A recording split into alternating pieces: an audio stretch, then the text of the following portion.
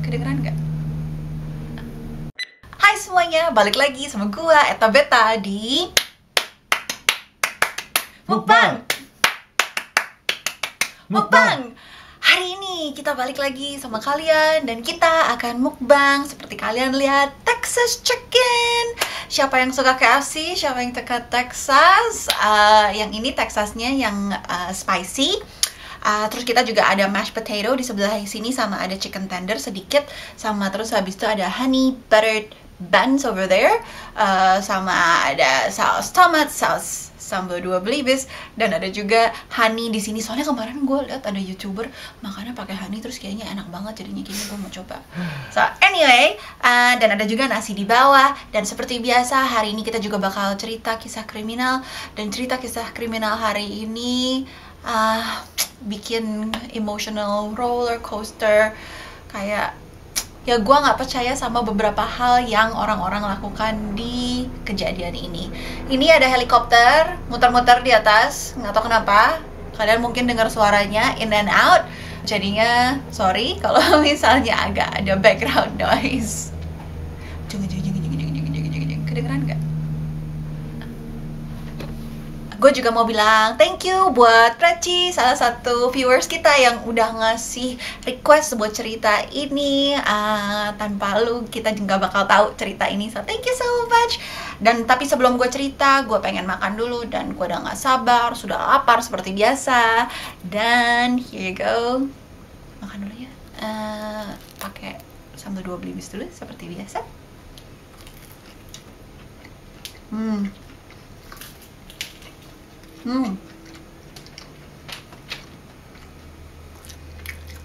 Masakan KFC atau Texas ya? Wah, sok crunchy ya. Punya gua nggak terlalu crunchy.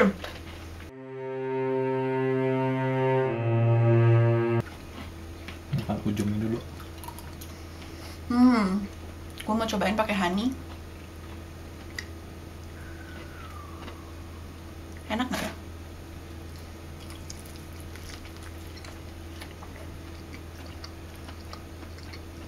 Honey doang, nggak dicampur sambal. Oke. Cobain.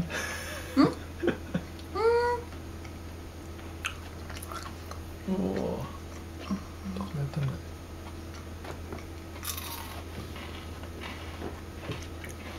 I'm deciding. I'm not quite sure gue doyan atau enggak. Mungkin kalau ayamnya nggak terlalu pedas, soalnya ini kan kita pesannya ayam yang pedas, mungkin lebih oke. Oh ya, menurut aku malahan kalau nggak pedas malah jadinya kayak dessert nggak sih? Kan asin sama manis gitu loh.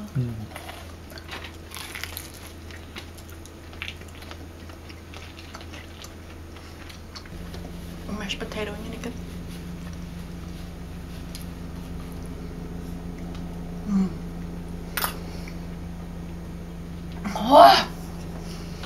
Oh my goodness, mashed potato-nya kok enak banget ya.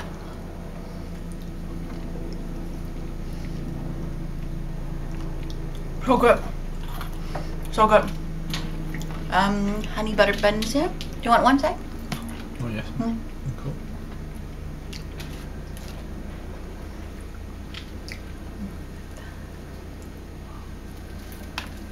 Jatuh. Lihat deh, butternya banyak banget. Kelihatan nggak sih? Yang sebelah sini warnanya kuning, sebelah sini warnanya putih. Semuanya butter, coy ya. Wow.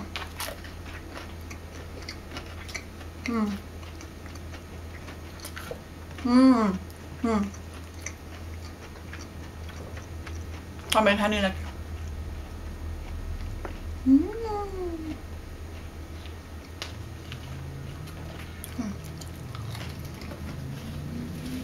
So, kisah kriminal hari ini terjadinya tahun 2003 di Texas. Dan terjadi pada satu keluarga namanya Whittaker family. Jadi keluarga Whittaker ini ada papi maminya sama anaknya 2 cowok. Jadi papinya namanya Kent, maminya namanya Trisha, sama ada anaknya satu namanya Thomas Bart, biasanya dipanggilnya Bart, sama satu lagi yang paling kecil namanya Kevin. Jadi si Bart sama si Kevin ini udah umur kuliahan lah gitu. Jadi si Bart ini udah mau lulus kuliah sebenarnya, dan si Kevin ini sekitar 19 tahun, dia baru kayak sophomore gitu di college-nya dia gitu.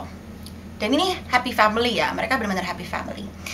Jadi di Desember 2003 itu si Bart ini, anaknya yang paling gede, dia telepon ke rumah ke papi maminya bilang, "Hei, aku baru selesai exam terakhir, tes terakhir kuliah baru aja selesai, dan gua akan lulus, akhirnya lulus juga." Dan papi maminya pada bilang, "Oh, that's such amazing news. Bagus banget, ayo kita malam ini kita semua keluar, kita celebrate, kita makan malam bareng-bareng, pergi ke restoran, dan kita akan celebrate semua di sana." Terus jadinya ya udah satu keluarga ini mereka pergi ke restoran seafood gitu. Terus habis itu mereka celebrate di sono.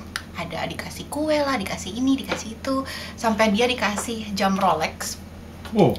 Emang mereka keluarga kaya sih. Jadi dikasih, Buset. ya, lulus kuliah dikasih apa? Dikasih congratulations.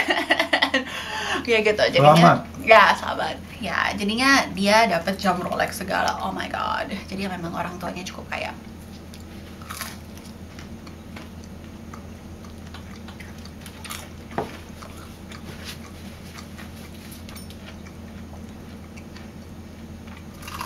Udah mereka pulang dari si restoran ini, turun dari mobilnya, terus habis itu mereka mau masuk ke rumah kan. Terus habis itu si Bartnya, aduh, gue ketinggalan HP gue, jadi dia masuk dulu ke mobilnya, ketinggalan di mobilnya gitu HP-nya, jadi dia balik lagi ke mobilnya. Si Kevin, adiknya buru-buru ke rumah, dia buka rumah, gelap, diikutin sama maminya, masuk ke dalam, dan terus tiba-tiba papinya dengar bang, bang, keras banget. Jadinya papinya cepet-cepet masuk dong ke dalam rumahnya. Begitu dia lihat ada orang pakai ski mask gitu, sama pegang pistol. Oke. Terus di kepala papinya palingan cuman kayak prank doang gitu loh. Tapi dia terus habis itu lihat anaknya si Kevin udah terkapar di ujung kamar. Terus habis itu istrinya kayak terkapar di sebelah kakinya dia. Dan next thing yang terjadi sama dia, bang! Terus habis itu dia pokoknya kena juga. Oke. Terus habis itu dia dengar lagi bang lagi waktu si anaknya si Bart ini masuk ke dalam. Jadi si Kevin yang anak umur 19 itu dia ketembak di dada dan mati. Maminya si Trisha dia juga ketembak di dada, mati. Si papinya kena juga di bagian dada atas gitu, mati. Si Bartnya kena juga ketembak, mati. The end. Enggak deh.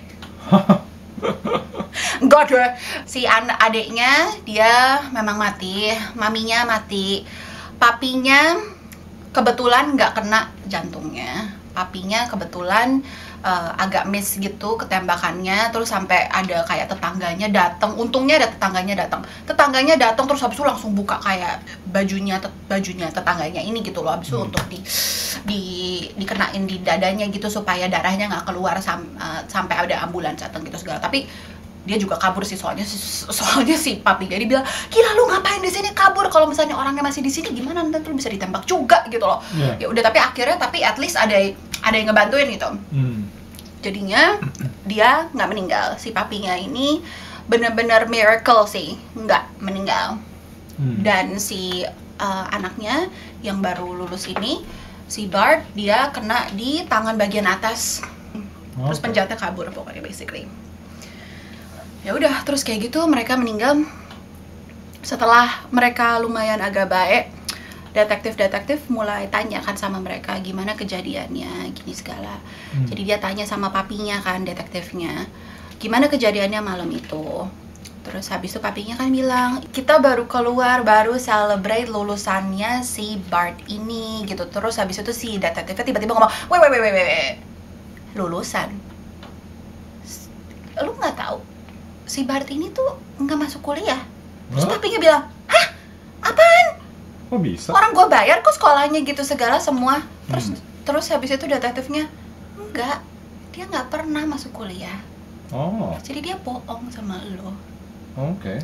Dan akhirnya detektifnya bilang bahwa mereka saat itu lagi melihat kemungkinan besar si Bart ini adalah suspeknya untuk kejahatan ini. Oke. Bingung mau ngambil yang mana duluan.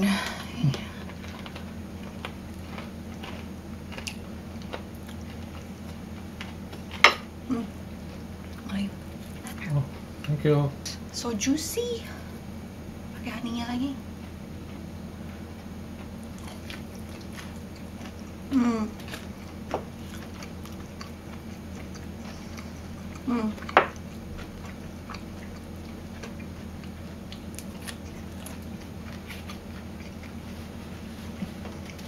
Mau saus tomat nggak? Boleh?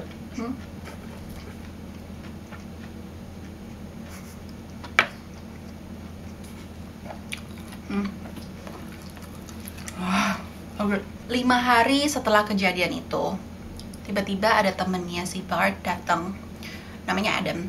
Dia datang ke polisi dan dia bilang, si Bart pernah nyuruh gua untuk membunuh papi maminya. Terus habis itu detektifnya bilang, hah, ini kemarin ini baru kejadian kemarin ini. Terus Adamnya bilang, oh enggak, ini 2 tahun yang lalu. Jadi 2 tahun yang lalu si Bart ngedeketin si Adam dan dia bilang, kalau misalnya lu bunuh orang tua gue bakal kasih duit banyak buat lo. Dan si Adam tapi nggak mau gitu loh. Nggak mau, tapi dia juga udah bilang sih ke papi maminya juga gitu loh, udah sebarin. Tapi papi maminya nggak ada yang percaya. Soalnya si Bart bilang, oh ya itu cuman kayak bercanda doang gitu loh. Mana mungkin sih gue bakal bunuh kalian gitu loh. Itu cuman sick joke gitu loh. Dan papi maminya saking sayangnya ya mereka, oh iya apaan sih gitu loh, jangan bercanda deh gitu. Jadinya mereka nggak percaya. Jadi ini tuh bukan kejadian pertama, bukan attempt pertamanya dia gitu loh untuk ngebunuh keluarganya. That's crazy, hey.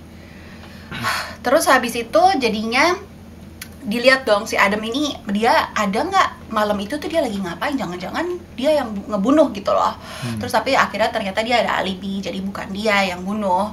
Terus habis itu si polisi-polisinya jadinya mencoba melihat temen-temen kerjanya si Bart gitu. Ada 2 orang. Jadi dia kuliah, barusan lulus tapi udah kerja gitu. Dia nggak kuliah, say. Oh iya. Nggak kuliah. Tapi bilangnya ke orang tuanya dia kuliah kan.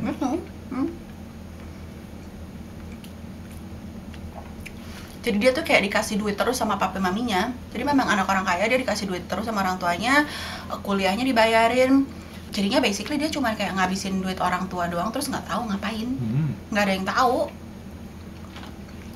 Terus kayaknya dia kerja di kayak yacht club gitu. Terus ada 2 temennya, namanya Steve sama Chris. Jadi si Steve sama Chris ini jadi sorotannya polisi. Mereka mencoba cari tahu si Steve sama Chris ini pada malam itu ngapain. Sampai mereka kayak kasih wire gitu, wire apa sih, kayak kasih alat perekam gitu sama si Adam supaya ngajakin ngobrol gitu. Coba lihat, siapa tahu mereka bisa ngomong sesuatu gitu tentang malam itu.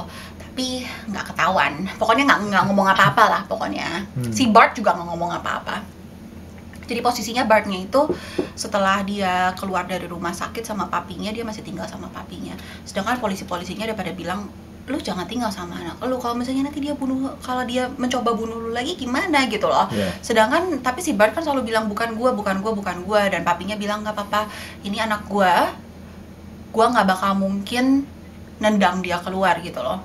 Jadi dia bakalan tinggal sama gua. Jadi dia tetap tinggal sama papinya. Terus habis itu 1,5 tahun kemudian si temen-temennya ini, dia akhirnya mereka datang ke polisi. Si Steve bilang, iya gua yang bawa mobil, dan si Chris yang nembak papi maminya atas perintahnya si Bart. Si Bart bilang bahwa dia akan dapat $1 million dari hasil insurance atau dari inheritance-nya, dari warisannya, dan dia akan bagi-bagi ke teman-temannya. Tapi duitnya nggak pernah dikasih ke, ya of course nggak berhasil anyway, jadi dia juga nggak punya duit anyway. Jadinya teman-temannya juga nggak dapet ini duitnya. Gitu. Jadi waktu si Bartnya tahu bahwa ada yang ngomong ke polisi, dia langsung kabur ke Meksiko. Dia minta tolong bantuan temennya, dan dia akhirnya berhasil dia berhasil kabur ke Meksiko dan tinggal di Meksiko untuk beberapa lama. Dia dibantuin sama temennya namanya Rudy, dan sampai punya pacar segala di sana. Terus habis itu dia bilang, oh iya ini gue ada bekas luka tembak, oh iya gue soalnya kemarin ini gue baru perang di Afghanistan. Terus habis itu, oh mami gue orangnya tukang obat, dan basically gue anak yatim piatu lah gitu sekarang. Dan gue sebel banget pas baca itu tuh sih, soalnya sih maminya ini tuh guru, sebenarnya guru, ex guru. Dia sampai keluar nggak ngajar lagi, soalnya dia pengen ngasuh anak-anaknya sendiri di rumah, ngajarin anak-anaknya di rumah. Jadi ini kedua orang tuanya ini tuh bukan orang tua yang kayak ninggalin anaknya kaya raya terus habis itu nggak pernah dikasih perhatian, bukan kayak gitu. Papinya sering banget main sepeda gitu sama si anak ini, tapi main sepedanya yang cukup yang lumayan jauh, sepeda gunung gitu, terus pergi jauh-jauh sama anaknya. Jadi benar-benar diurusin banget ini anak, bukannya kayak tapi nggak ada waktu, mami nggak ada waktu, bukan kayak gitu loh. Dan dia bisa aja ngomong, oh iya mami gua tukang ngedrugs, udah sekarang udah gua yatim piatu gitu ya. Dia bikin cerita gitu deh. Pedes men. Pedes. Masa sih? Ini saus tomatnya pedes. Agak pada pedes-pedes sedikit. Kemarin memang gue beli botol baru, ada pedes-pedesnya gitu.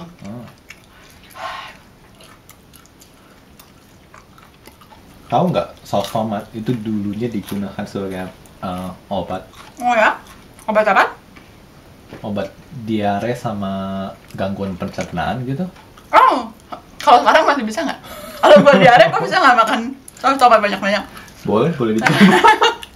I didn't know that. Ya, dulu sempet sampai dibuat pil gitu. Tahun 1800-an sih. Ya, Did interesting. not know that.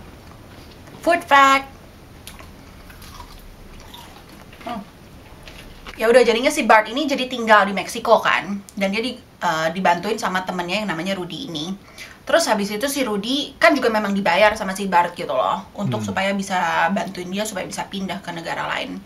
Tapi si Rudy lihat ternyata polisi kayak kasih hadiah gitu buat siapapun yang bisa nemuin si Bart. Kayak dikasih 10.000 US dollar gitu. Terus habis itu langsung dong dia, ini telepon ke polisi, ini ada si Rudy, ini ada si Bart di sini.